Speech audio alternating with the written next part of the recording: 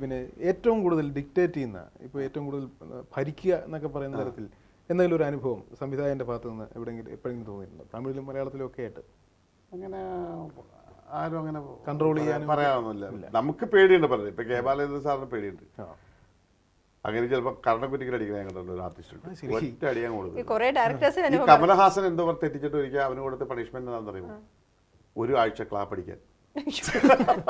പഴയ കാലത്ത് ഭയങ്കര അയാളുടെ കൂടെ ഭയങ്കര അസിസ്റ്റന്റിനെ പോലെ നിന്നത്. ഒരാഴ്ച നീ ക്ലാപ്പ് അടിയിടാന്ന് പറയും. അങ്ങനെ പണിഷ്മെന്റ് കൊടുത്തത്. അതൊരു പേടിയാണ്. അപ്പൊ ചെല്ലുമ്പോൾ തന്നെ ഈ ഡയലോഗ് മുഴുവൻ ബൈഹാർട്ട് പഠിച്ചിട്ട് അങ്ങനെ മുമ്പിലേക്ക് പോയി ഒരു പ്രശ്നമില്ല. എന്നോട് ഭയങ്കര ഇഷ്ടമാണ്.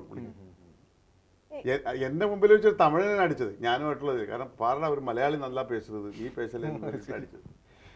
നല്ല ഡയറക്ടേഴ്സിന്റെ ഗുണങ്ങൾ പറഞ്ഞല്ലോ. താങ്കൾ ഡയറക്ടർ ആയിരിക്കുമ്പോൾ എങ്ങനെയാണ്? എനിക്ക് ഏറ്റവും വലിയൊരു കുഴപ്പമുണ്ട്. ഞാനും കൂടി അഭിനയിക്കുന്ന രംഗമാണെങ്കിൽ അടുത്ത കഥാപാത്രം പറയുന്ന ഡയലോഗിന് ഞാൻ ലിപ്പ് കൊടുക്കും. പറഞ്ഞോണ്ടിരിക്കുകയാണെങ്കിൽ ഞാൻ ഇങ്ങനെ പല സീനുകളും കട്ട് ചെയ്തിട്ടുണ്ട്. പിന്നെ ഈ ആർട്ടിസ്റ്റ് ആയതിന്റെ പേരിൽ ഈ ആർട്ടിസ്റ്റുകളൊക്കെ നല്ല ബന്ധം അതിന്റെ പേരിൽ നമുക്ക് ഒരിക്കലും അങ്ങനെ ഒരു ഇത് തോന്നില്ല. ഇപ്പൊ മമ്മൂട്ടി ആണെങ്കിൽ തന്നെ ഞാൻ ബെഡിൽ നിന്ന് പിടിച്ച് വലിച്ചിട്ട് വരും. ചില സമയത്ത് ഉറങ്ങി കിടക്കുന്ന ബൊക്കി എടുത്ത് ഞാൻ ബാത്റൂമിലേക്ക് എല്ലാവരുമായിട്ടും ഞാൻ മമ്മൂട്ടിയായിട്ടും ലാലായിട്ടും സുരേഷായിട്ടൊക്കെ നല്ല അടുപ്പമാണ്. അങ്ങനെ നമുക്കൊരു അങ്ങനെ ഒരു പ്ലസ് ഉണ്ട് നമുക്ക് ഒരു ആക്ടർ ആയതിന്റെ പേരിൽ. അതുകൊണ്ട് അതിന്റെ ഒരു ബുദ്ധിമുട്ട് തോന്നാറില്ല. ചിലപ്പോഴൊക്കെ അങ്ങനെ ഇപ്പൊ വഴക്ക് പറയും. രാത്രി ഞാൻ വഴക്ക് പറയാനില്ല. ഞാൻ മാക്സിമം റിഹേഴ്സലിലൂടെ അത് തിരുത്തിയിരിക്കും. ഞാൻ വേറൊരു കാര്യം ചോദിക്കണം. ഇപ്പൊ ഇത്ര നേരം സംസാരം കൊച്ചിക്കാരെല്ലാം കൂടി ഇതാക്കും വാഴുകയാണ്. നിങ്ങളുടെ സ്ലാങ്ങും ഇത് കോമഡിയിലും എല്ലാം ഈ ഒരു സ്ലാങ് ഒരുപാട് സഹായിച്ചിട്ടില്ലേ?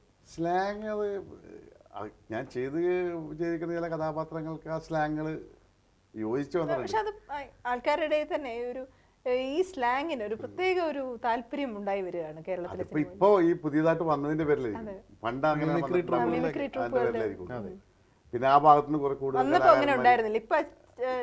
ഇപ്പൊ ഒരുപാട് ആർട്ടിസ്റ്റുകൾ ആ ഭാഗത്തുനിന്ന് വരുന്നുണ്ട്. അതിന്റെ പേരല്ലേ ഇപ്പൊ ഈ പഞ്ചാബി ഹൗസ് എന്നൊക്കെ പറഞ്ഞ പക്ക കൊച്ചിയാണ്. അതിപ്പോ റാഫി മക്കാട്ടിനും സിദ്ദീഖൊക്കെ കൊച്ചിയാണ്. അപ്പൊ അവരുടെ എഴുതി വെക്കുന്ന സാധനങ്ങളും പിന്നെ ബാക്കി നമ്മളുടെ കൂടി പോകുമ്പോഴത്തേക്കും ശരിയായി കൊച്ചിയായി. അപ്പൊ ഇവിടെ മറ്റുള്ള ആൾക്ക് ഇതിനു മുമ്പ് കാണാത്തതിന്റെ പേരിൽ അതൊരു പുതുമ. വളരെ എൻജോയ് ചെയ്ത സിനിമയാണ് പഞ്ചാബി ഹൗസ്. പഞ്ചാബി ഹൗസില് ഈ പിന്നെ ഒരു നിമിഷം പൊട്ടനല്ലാത്ത ഒരു നിമിഷം പൊട്ടനായി പോകുന്ന പൊട്ടനാകാതിരിക്കും. പഞ്ചാബികൾ ഇടിച്ച് ചമ്മന്തി ആയി കളയുന്ന വിചാരിച്ചിട്ട് അവിടെ ചെല്ലുമ്പോ നമ്മള് ഊമയാണെന്ന് ധരിച്ച് ജീവിതത്തിൽ ധരിച്ചിരിക്കുന്നവർക്ക് സംസാരിക്കുന്നത് പറഞ്ഞ് ഞാൻ പറയുന്നത് എടാ ഇങ്ങനെ അമ്മാവൻ മാവ് എന്നൊക്കെ പറഞ്ഞ് മനസ്സിലായത് വളരെ കൂളായിട്ട് ദിലീപ് പറഞ്ഞിട്ട് മനസ്സിലായ മാവൻ. കുറച്ചേരം ശബ്ദം പോയി, പിന്നെ ശബ്ദം വരുത്തിയത് എന്നിട്ടാണ് പിന്നെ പറയുന്നത്. എന്താ പറയണത്? ഇവൻ ഊമയാണെന്ന് ഉറപ്പിച്ച് പറയണത്. ഊമയാണ് അഭിനയിക്കുന്നത്.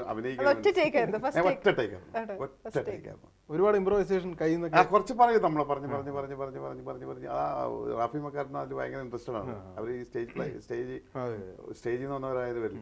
അത് പറയിപ്പിച്ച് അവർ എന്ത് കിട്ടിയാലും അവർ അത് പെറുക്കിയെടുത്തത്. ഒറ്റ ടേക്കായിരുന്നു അത്. അതാണ്